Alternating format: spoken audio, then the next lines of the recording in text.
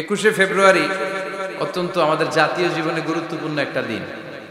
ভাষার জন্য লড়াই করে রক্ত দিয়েছে গোটা বিশ্বে, এটার উদাহরণ বিরল, কোথাও পাওয়া যায় না। শুধু আমরাই আমাদের ভাষার জন্য জীবন দিয়েছি। আবার আমরা এই ভাষার লগে লগে অন্য ভাষাতেও এখন কথা কই।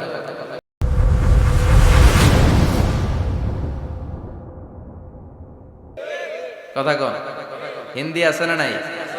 আমাদের ছেলেমেয়েরা দুর্ভাগ্যজনক হলেও সত্য বাংলার চেয়ে হিন্দি জানে ভালো।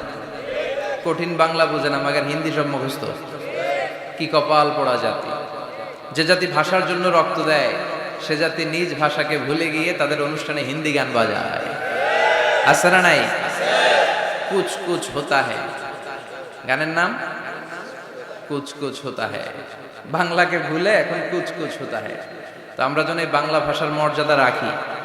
গোটা বিশ্বে এখন ইন্টারন্যাশনাল মাদার ল্যাঙ্গুয়েজ ডে হিসেবে এই দিনটা পালিত হয়।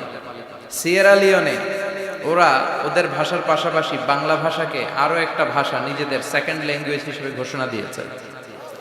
এজন্য যারা এই ভাষার জন্য রক্ত দিলেন, শহীদ হলেন, আমরা আল্লাহর কাছে কামনা করছি এবং দোয়া করছি আল্লাহ যেন তাদের শাহাদাতের সর্বোচ্চ মর্যাদা দান করেন। টিভি দেখেন না আপনারা? দেখেন না কেউ? কেন দেখেন না? টিভিতে ভালো ভালো প্রোগ্রামগুলো দেখা যাবে, ঠিক কি না? আসলে টিভির কোনো দোষ নাই। টিভিতে যদি ইসলামিক প্রোগ্রাম দেখেন ওটাতে সওয়াব আছে না নাই?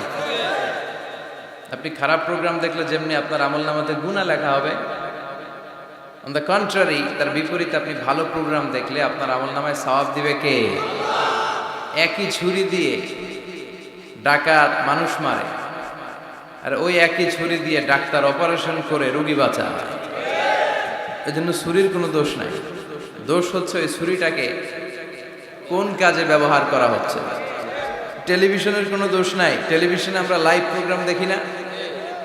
কাবা ঘরে কখন কোন সালাত হচ্ছে, যারা তাওয়াফিন তাওয়াফকারী তারা কিভাবে তাওয়াফ করছে, মসজিদে নববীতে ঠিক এই মুহূর্তে কি পরিবেশ, কিরকম মানুষের সমাগম, তার সবগুলো দেখার সুযোগ আছে না নাই?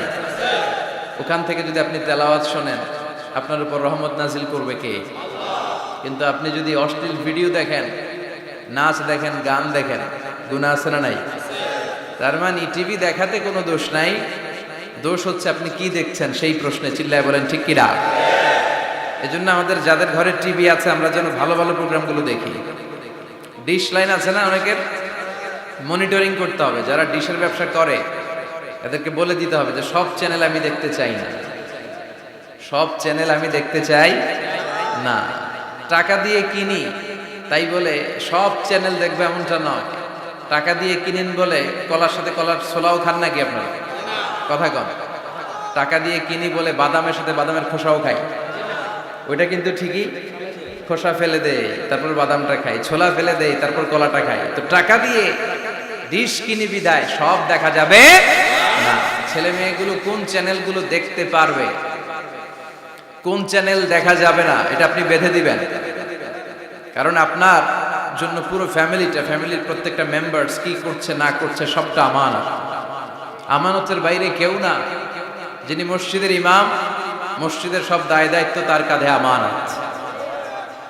যিনি ঘরের ইমাম, আর রিজালু কাওয়ামুনা আলান নিসা, একটা ঘরের লিডারশিপ দিবে পুরুষেরা, বাবা, ওই বাবার কাঁধে ঘরের প্রত্যেকটা ফ্যামিলি মেম্বার্স হচ্ছে আমানত। এলাকার যিনি চেয়ারম্যান তার পুরো ইউনিয়ন পরিষদ তার কাঁধে আমানত। যিনি member of the parliament, MP, এই পুরো নির্বাচনী আসনে যা যা দায় দায়িত্ব আছে তার কাঁধে আমানত। যিনি মন্ত্রী তার মন্ত্রণালয়ের সবকিছু তার কাঁধে আমানত। যিনি প্রধানমন্ত্রী এই 56,000 বর্গ মাইলের প্রতিটা ইঞ্চি তার কাঁধে আমানত।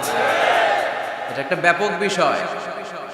এজন্য আপনার ছেলে কোন পথে চলে, কার সাথে মিশে, টিভিতে কোন চ্যানেলটা দেখে, এই ব্যাপারে কিয়ামতের দিন আপনারা জিজ্ঞেস করবে কে?